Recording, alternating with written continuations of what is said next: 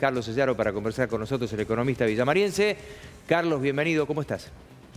¿Qué tal? ¿Cómo están ustedes? Bien, bien. Queremos escucharte.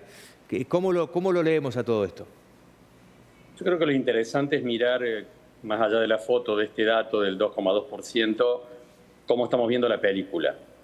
Yo sigo viendo, por supuesto, un proceso de desaceleración de la economía que está vinculado claramente con el plan económico, si pensamos en los lineamientos fundamentales, apertura económica, desregulación de los mercados y un fuerte ajuste fiscal, digamos.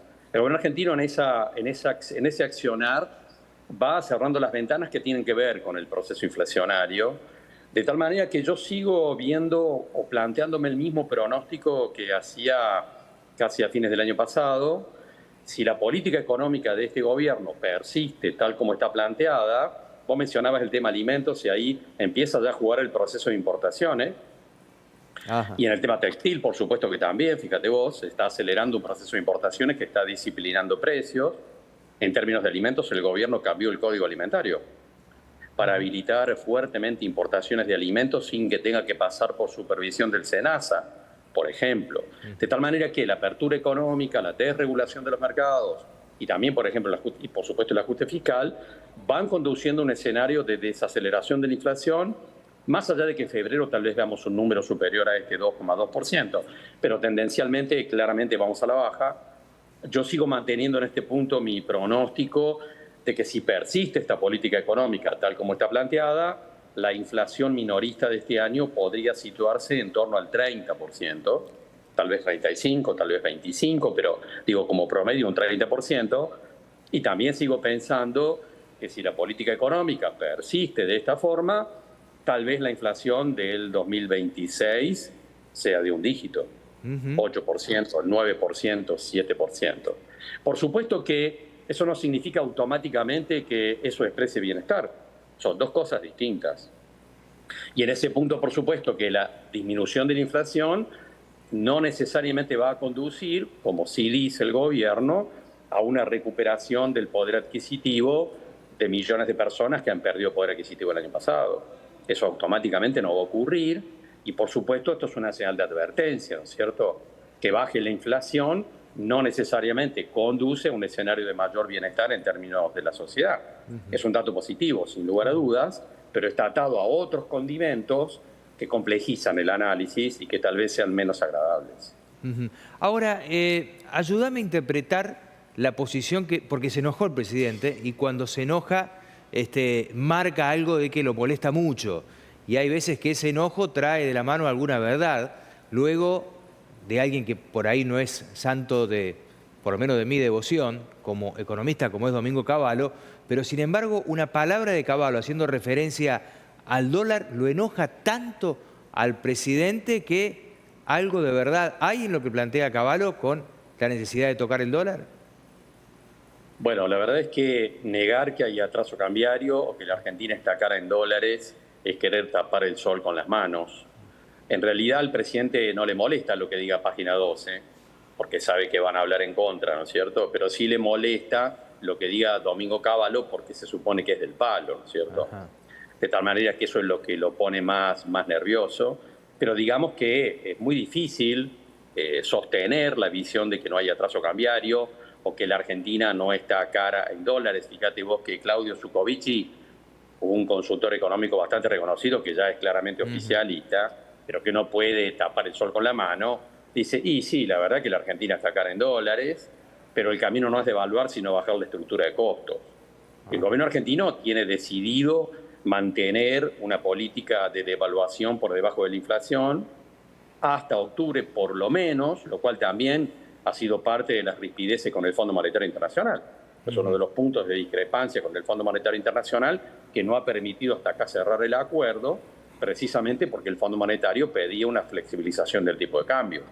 Pero el presidente de la Nación y su entorno más cercano, que es su hermana y Santiago Caputo, su principal asesor, tienen como un objetivo central, digamos, llegar a octubre a las elecciones con una inflación del 1% mensual y que esa sería la carta ganadora en términos electorales. Y en función de ese objetivo político electoral, todos los demás objetivos o todos los demás elementos quedan subordinados a lo anterior. Y eso explica, por supuesto, que el atraso cambiario más que evidente que está planteado en el funcionamiento de la economía argentina conspira seriamente en términos de competitividad con distintos sectores productivos, lo cual es muy obvio a esta altura del partido, pero claramente el tema de la competitividad en este momento para el gobierno es un tema secundario. Lo que le importa es a rajatabla conducir la inflación a un 1% mensual, cosa que puede llegar a conseguir en los próximos meses, porque considera que esa es su carta de triunfo en términos electorales de cara a las elecciones de octubre. Claro, pero lo que marcan algunos es haciendo referencia a ámbito financiero, por ejemplo, diciendo, mira, en lo internacional también se está complejizando porque las relaciones con Donald Trump, bárbaro, lo invitó a la Asunción y demás, pero dicen que uno de los países que más difícil va a generar lo que nosotros podemos llegar a estar exportando en el ingreso de Estados Unidos, sobre todo hablando del acero y todo lo que tiene que ver con la metalúrgica, sería dentro de Latinoamérica a los que más costo nos va a traer estos aranceles que van a ir para arriba y que los presentó Donald Trump también para con nosotros. Y además, y volviendo al tema cambiario, ¿no? El tema de la política del gobierno norteamericano no es solamente un aumento de aranceles, sino que además vamos a ver indefectiblemente una revaluación del dólar a nivel mundial durante este año. Un dólar que se va a hacer más fuerte frente a otras monedas del mundo, y en ese contexto, pensemos Brasil. Brasil devaluó el año pasado un 25% su moneda, solo con un 5% de inflación, por lo cual se ha hecho más competitivo frente a la Argentina. Esto complica más la competitividad de los sectores productivos. Un dólar más fuerte a nivel mundial, que es lo que vamos a ver a lo largo de este año, sin lugar a dudas, genera más problemas para la economía argentina en términos de competitividad, con un gobierno que a contramano del resto del mundo sigue transformándose en un país caro en dólares. Mientras que los demás, incluyendo nuestro vecino Brasil, van en el sentido claramente inverso.